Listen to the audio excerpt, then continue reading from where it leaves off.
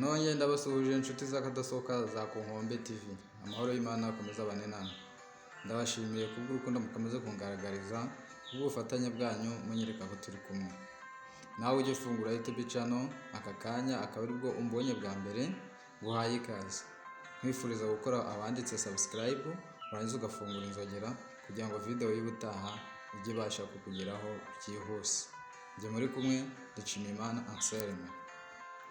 Muri aka kanya rero ndifuza ko tuganira ku bintu bitandatu. Ibintu bitandatu tugomba kumenya mu buzima bwacu kugira ubuzima butubere bwiza. Nkwifuriza gukurikirana iyi video yose ubundi bwo ukamenya ibi bintu bitandatu ngiye kubabwira. N'abatindiye rero reka dutangire. Ikintu cya mbere ugomba kugenderaho muri ubu buzima, ugomba kumenya ko uduke turimo ubutungane turuta inyungu nyinshi zirimo amahoro. Uduke turimo ubutungane turuta inyungu nyinshi z'amahugu. Iteka ugishimishwa n'ibyo ufite, kuko ibanga ry'ibyishimo si ubukire. Ako kantu kumve neza. Iteka ugishimishwa n'ibyo ufite, kuko ibanga ry'ibyishimo si ubukire. Iyo riza kuba ubukire, abakire bari kujya bagenda babyina mu muhanda, ariko abana b'abakene nibo bagenda bawubyinamo. Babyina kubera iki? Baba bishimye cyane. Nyurwa nuko uri, umenye uko uri, ubyishimire, wishimire n'ibyo ufite.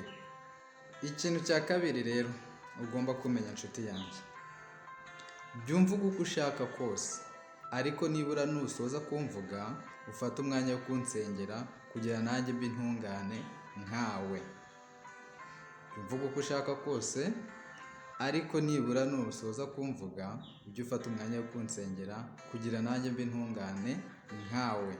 Icyo ni ikintu cya kabiri. Icya gatatu kiragira kiti, bazakwanga, bazagutererana, ariko Imana ntizagutererana ngo harire umubisha, kuko Imana iriho, irumva kandi irakora. Ntukazihebe ngo abantu bakwanze, ntukazihebe ngo bagutereranye. Oya, bazakwanga, bazagutererana, ariko Imana ntizagutererana ngo iguharire umubisha. Imana iriho, irumva kandi irakora. Nibwo uzatabarwa utazi n'uburyo bikozwemo. Ari Imana igutabaye kuko yo ntiyagutererana. Ntukazagire ikibazo, ntukazahangayike, ntukazavuge ngo abantu bakwanze, ngo imiryango yagutereranye, ngo inshuti zagusize. Uzabareke bagende, uzarekure ubwoko bw'Imana bwigendere, ubundi bwo Imana izakora ibyayo. Imana ntabwo yo izigera igutererana. Tujye ku kintu cya kane. Ikintu cya kane kiravuga ngo kugira aba boyfriend cyangwa se aba girlfriend, kugira inshuti z'abahungu nyinshi no kugira inshuti z'abakobwa nyinshi ntibivuze ko uri mwiza kurusha abandi, ntibivuze ko uri icyamamare kurusha abandi, ntibivuze ko hari icyo wahaye Imana kurusha abandi. Oya, ahubwo ugomba kumenya ko ibyamake bigira abakiriya benshi. Ibyamake bigira abakiriya benshi. Ntukazabona ugendana n'abantu benshi bagafashe bameze neza ngo ugire ngo wowe hari icyo urusha abandi. Kirazira. Ntukazakora ikosa ryo gutekereza icyo kintu ko hari ikintu cyiza urusha abandi. Uzarebe, uzanyarukire ku isoko urebe, ibintu byamake bigurwa n'abantu benshi. Ntukazitwaze ngo uri mwiza, ngo urarenze, ngo waragafashe, ngo uvuge ngo ubwo ufite inshuti nyinshi hari icyo urusha abandi. Icyo gihe uzaba uri gutekereza gitindi. Uzaba uri gutekereza gitindi rwose, njye ndabivuze. Noneho tujye ku cya gatanu. Cya gatanu cyo kirakomeye. Cya gatanu kiravuga ngo ningukenera ukanyereka ko uhuze, umunsi wahugutse uzasanga mpuze kukurusha. Ninguha umwanya wanjye ukanyereka ko udashaka kunyumva muri ako kanya, igihe kizagera ukeneye kunyumva, nanjye ibyo nakagombye kuba narakubwiye narabibwiye abandi. Ako kantu ukamenye. Abantu baguha umwanya wabo ukabereka ko wowe nta mwanya ufite. Igihe uzababonera umwanya uzasanga bo bageze kure, barahuze kukurusha. kandi icyo gihe icyo nzi cyo uzicuza.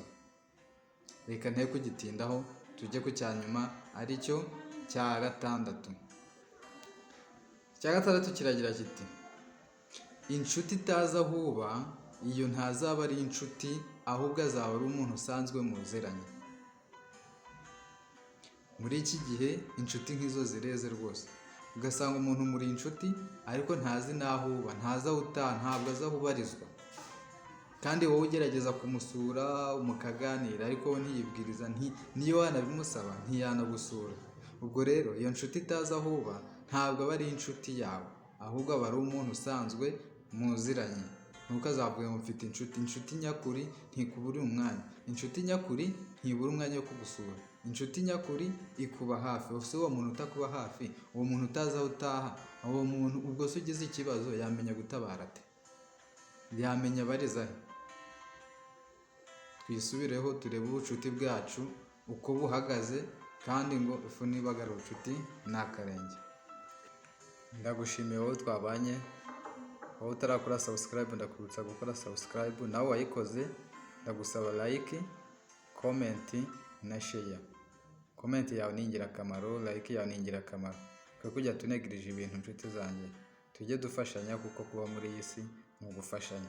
Ushobora kunyereka ko uhuze uyu munsi, nanjye ubutaha ukazankenera, nanjye mpuze kukurusha.